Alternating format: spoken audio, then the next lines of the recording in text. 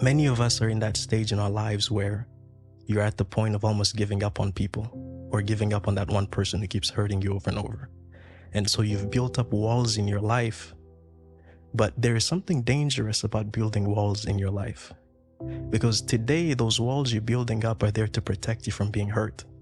But tomorrow, those same walls are going to be the reason why love can't also enter into your life.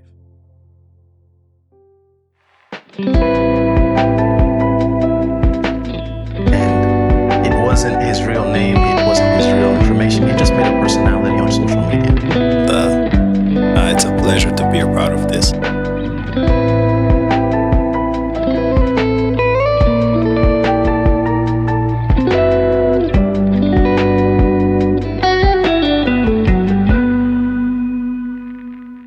Welcome back to the Two Men Breaking Bread podcast.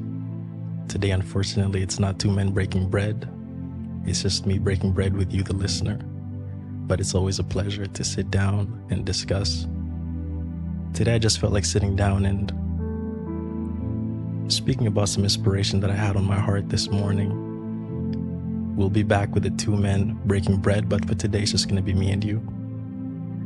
One of the things I was thinking about recently is pain.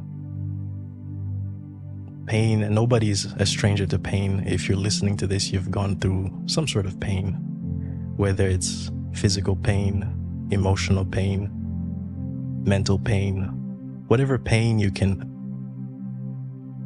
describe or call. We're all going through something. We've all been through pain. Many times we focus on the physical pain, but in life, if you've gone through pain, you realize that emotional pain tends to hurt more than physical pain. And there are things that you go through emotionally that you may never be able to describe. You know, when you have a wound on the flesh, it's something you can show and tell somebody. And by looking at the size of the wound, the deepness of the cut, they could describe and say, you know what, that is a very, very tough wound. But there are wounds that are hidden within the heart that nobody can see. And those are the hardest wounds to describe. That's the hardest level of pain to describe to another person. And so you find it's very hard for you to relate to others or have others relate to the pain you're going through. Now, that's what I want to talk about today. There is a saying in the world that we say, you know, time heals all wounds. But I was thinking about that. I realized that that's a big misconception. Time doesn't heal all wounds. Time just covers wounds. As time passes, if you haven't decided to deal and treat with the wounds in your heart, time doesn't heal those wounds. It just covers them. Months may pass, weeks may pass, years may pass. That pain is still going to be there. That wound is still going to be there in your heart because you haven't dealt with it. Years may pass, it'll be covered. You might even forget about it. But the next time something bad happens, it's going to be a trigger. And what that trigger is going to do, it's going to remove the covering of time on that wound. And usually when that happens, you'll find that that wound that was covered by time is worse off now than it was before. Because it's had time to take in all the other things that have happened. It's had time to be infected. It's had time to even rot. And it's worse off than it was before. And so you find people that they forgot about their trauma. They forgot about their pain. They forgot about their past. But their past creeps up on them before they know it.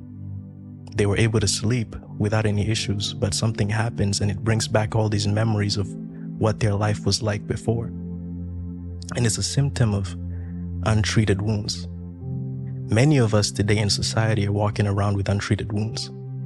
You know, we've talked to people, we've talked to friends, but we've never really confronted the pain that's carried in our hearts.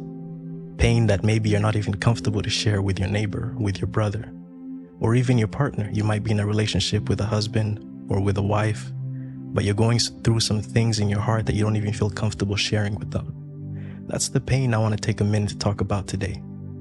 Because anything that you leave in your heart untreated, any wound that you carry in your heart that is left unaddressed, that is a breakdown waiting to happen.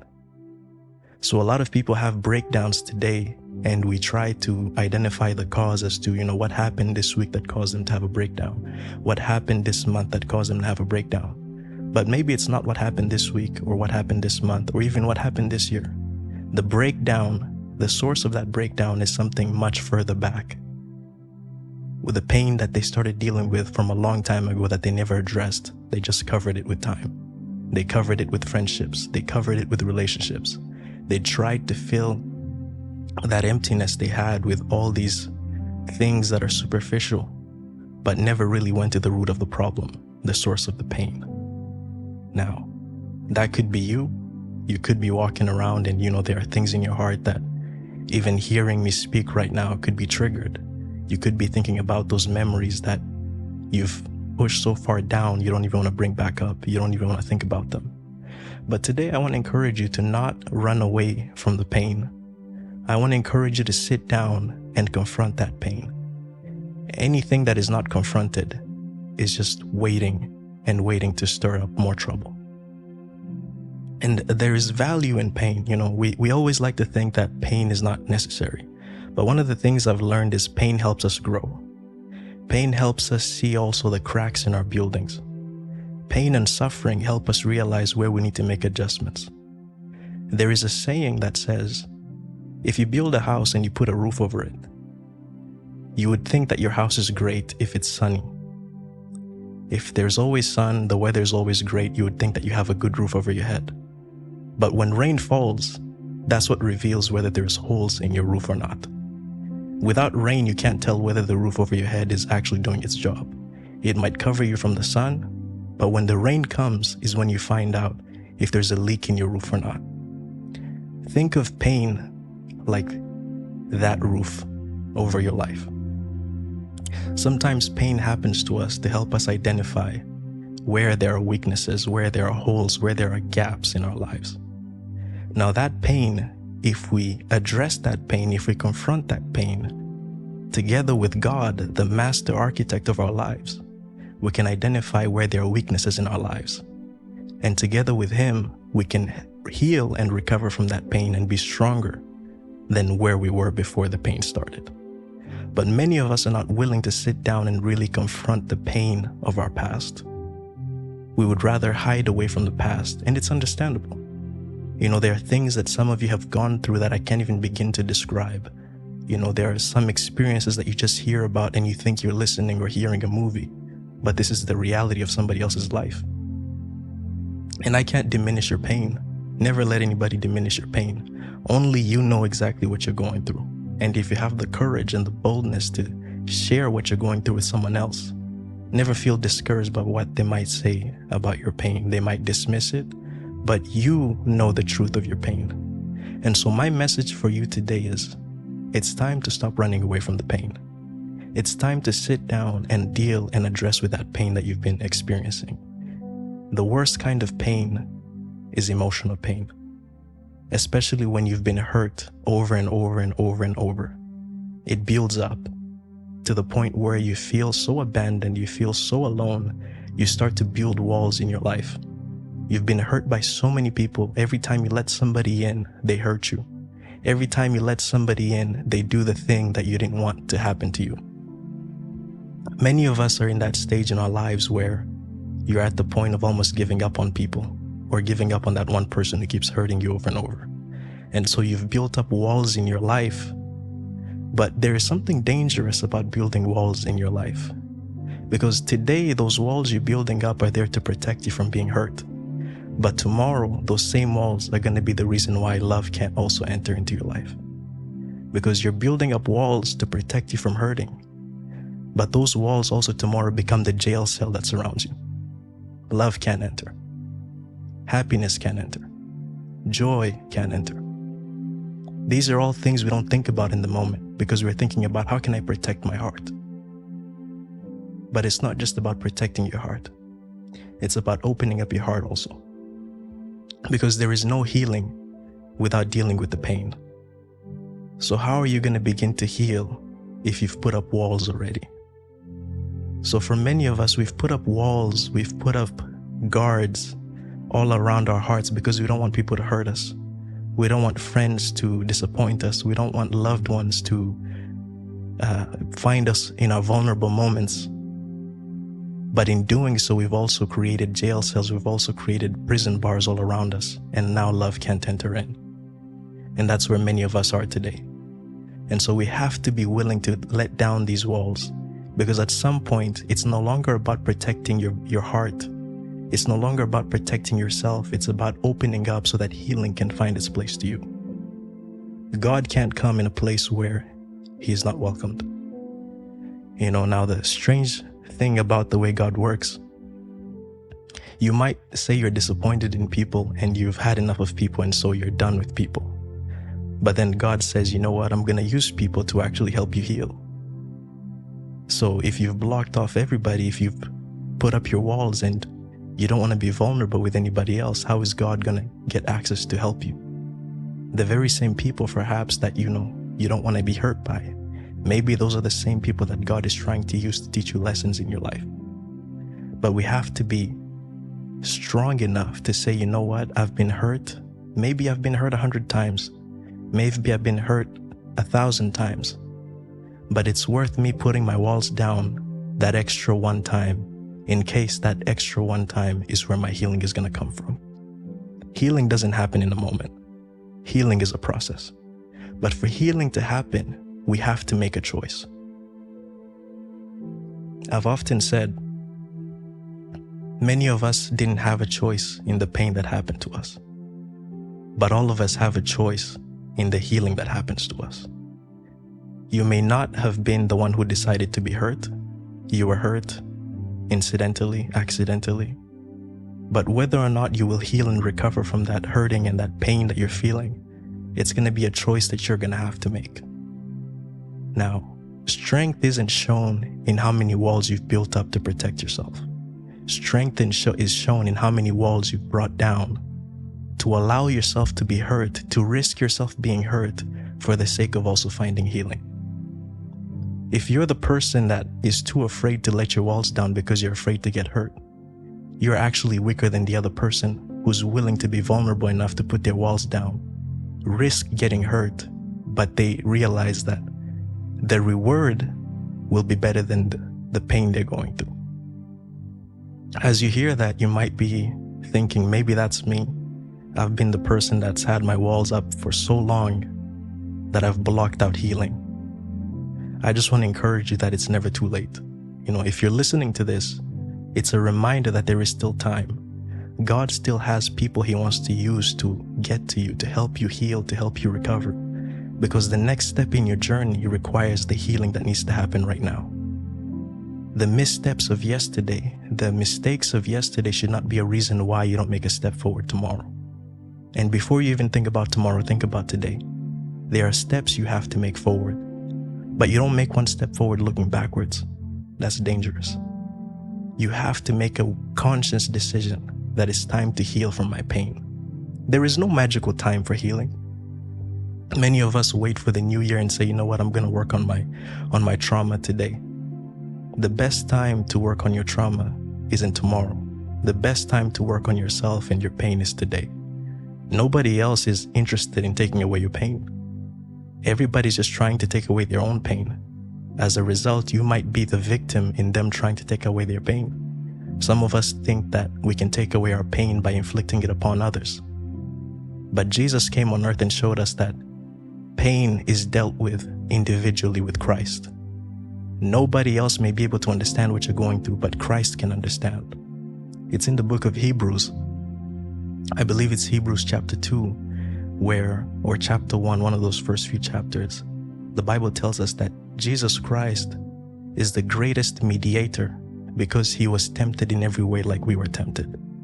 So all the things we go through today, he is no stranger to them. As a matter of fact, every time a child of God that is filled with the Holy Spirit experiences pain, Jesus Christ experiences that same pain. And his job in that moment is to intercede on our behalf to the Father. Because he ascended in heaven not just to sit and lounge and live in retirement.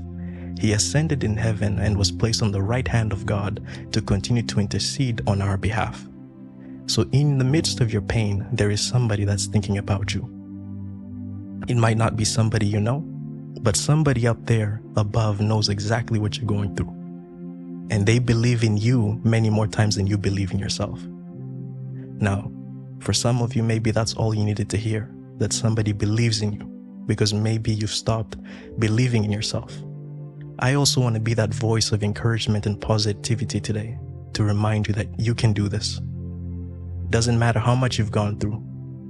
Choose to be vulnerable one more time. Maybe this one more time won't be the time where your healing will happen, but you have to let down each wall one by one. Eventually the healing will happen, and you have to trust God, because He knows the outcome, and He knows your outcome. As I think about all these things, I think about my own life. As a minister, many times people look at us and expect us to have everything figured out. They look at us many times and expect that, we have all the answers. We don't go through any trouble. Oftentimes they see us dealing with the troubles of others and the pain of others, helping them get through their pain. They think that we don't go through pain. But many times you'll find that ministers go through so much pain that they just never talk about. And it's not because we don't want to. It's just because when you've been looked upon so much as a person that other people can come and lay their problems and their pain to, and you can help them, it's hard for you to also find someone who can do the same for you. So right now, I just want to take a moment to speak to the ministers, and not just the ministers, especially the men, because many of us men are the same way. We've been built in a way where we feel that we cannot share our pain with anybody else. We have to carry it alone. But today, I just want to remind you that even Jesus, the strongest man we know, when he was carrying his cross, another man had to come and help him carry that cross. So just because you've been walking alone for so long, it doesn't mean you have to walk alone till the end. Sometimes God will position other men around you to help you bear the cross that you're meant to carry. They won't carry it with you all the way, but they'll be there to help you for a short period of time. You have to be willing and able to recognize who those men around your life are. And when I say men, I don't necessarily mean other men in gender, but I mean other people that God places around you to help you carry that cross and that pain that you have to bear. So I know society especially has taught us that as men, we shouldn't be vulnerable. We should carry our problems and deal with it as men. But that's not the approach that God tells us in the Word. The Bible tells us to bear with one another. That's inclusive of men and women. It's not just women bearing with one another, it's also men bearing with one another. So we have to drop this culture, this modern culture that as a man, masculinity is holding your pain by yourself. You could be in a relationship and God bless you with an amazing wife, but you're not vulnerable enough to share the pain you're going through with your wife. That's a one-sided relationship. You could be helping them, they could be improving their lives and you're helping them, but if they're not helping you, you're actually robbing them of one of the roles they are meant to play in your life as a helper. Adam was a great man. Before Eve came into the picture, he was doing many things, but all the things he was doing couldn't cure away his loneliness. It was seen, and even God saw it. And so God says it's not good for man to dwell alone, so he gave him a helper. That helper wasn't just there because he didn't have enough strength to do the job he had to do. That helper was also there to help him so that he could be vulnerable with somebody else other than just God. And so if you've been blessed to have a partner, to have a wife, to have a husband, use them as that helper that they're meant to be. Share with one another. Be able to be vulnerable. Break down the walls that maybe you've put up even in your own relationships, and share with your significant other what's going on in your life. And if you're not married, God can be that person for you. He wants to be that person for you. That when you have nobody else to turn to, you can get on your knees and turn to Him. Tell Him how you feel. Many of us, our relationship with God is very formal, I would say. We are not willing to be able to be vulnerable with God. We come to God and we speak to Him as if we're writing a professional essay that we're going to read in front of a classroom. We use all the big words. But God isn't interested in our big words. Big words have never won His heart. God is interested in the simplicity of your words, but in the genuineness of your heart. That's what captures His attention. If he was interested in big words, he would go listen to the intellects of this world who know how to write compelling essays, who know how to make convincing arguments. But that's never been what stirred God's heart. The Bible tells us that the sacrifices that God desires are a broken heart and a broken and a contrite spirit. That's all you got to do to bring your sacrifice to God, and he will listen. And so coming back to my point, we are all going through something. We all have pain we're dealing with. Make this the year that you decide to deal and address your pain. Your pain is not any less inferior than somebody else's pain. It's time to think about yourself for a moment, because you can't keep helping others and not address the own wounds that are in your own heart. Whatever those wounds might be, maybe I covered them in this little session. Maybe I didn't even speak on them. Maybe it's trauma. Maybe it's pain from parents. Maybe it's heartache from siblings, abandonment, abuse, whatever the source of that pain might be. There is someone that you can take it to that is willing to help treat that pain, and that's Jesus Christ. And so as I wrap this up, not to take too much of your time, make a conscious decision today to deal with the pain that's in your heart, so that you can choose today to walk in healing rather than walk in regret. The grave is filled with many people who died with many regrets. Don't add a number to that list. You can make a difference today. And so, as this session comes to an end, if you feel like you don't have anyone to turn to, if you feel like you don't have anyone to talk about your pain with, I am personally gonna make an invitation to you. Reach out. We have the Instagram channel, we have the YouTube comments. Reach out, and we would be more than happy to just sit down and listen to you. Sometimes what people need is not advice. Sometimes what people just need is someone to listen to know that there's somebody else out there that cares, that understands. When you can't offer somebody all the resources and all the tools they need for their betterment and development, the best thing you can offer them is an environment where they can flourish. You can offer them an ear. I think of somebody like Joseph, the father of Jesus. You know, oftentimes when we talk about that story of Jesus, we focus on Mary and Jesus. But I want to ask you a question today. Do you think it was easy to be a father to Jesus? You know, what use was Joseph to Jesus? Jesus had more wisdom than Joseph. Jesus had more knowledge than Joseph. He had more power than Joseph. He had more resources at his disposal than Joseph. You know, at least Mary could physically provide for Joseph. You know, she could nourish him, she could breastfeed him, she could do all these things, dress him and all these things. But what could Joseph do for Jesus? We don't think about just how difficult it was to be a father to Jesus. Not that Jesus wasn't a great child. He was a humble and a great child. But as a father, what do you provide to a son that has everything and more than you even have yourself? So we don't think about these things because they're not really elaborated on in the Bible. But think about somebody like Joseph. Many of us are the Josephs in other people's lives. We might not have a lot we can offer to you. We might not have a lot we can give to you. But what Joseph was able to do was to make sure he created an environment where Jesus could be the best version of himself.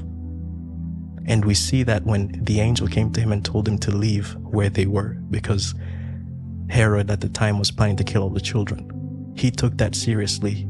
He packed his bags right away and took his wife and child to safety, because that was something he could do. He could create an environment. He could make sure that I might not be able to provide materialistically a lot. I might not be able to provide advice or wisdom to this child, but at least I can make sure that I'm not the reason why they don't fulfill their purpose. That I can just be an ear to them. I can just make an environment, an atmosphere where they can do their best work, where they can be free to serve out their calling and their purpose. And so for many of us, when we're dealing with people we don't understand, when we're dealing with people that have a purpose that doesn't make sense to us, the best thing we can do is not fight them, not try to show them we know more than they do, In those moments, the best thing we can do is just listen, create an environment and an atmosphere that's welcoming, and allow the other person to flourish. And so maybe if you know somebody that's going through something difficult, the best thing, if you don't have anything you can offer to help them heal, just provide an environment and an atmosphere that's welcoming, that they can be themselves, they can be vulnerable with you, and flourish and heal in the process. So I'll leave you with that for today. Until next time, have a good night, have a good morning, whatever time you might be listening to this. Until we see each other again, take care.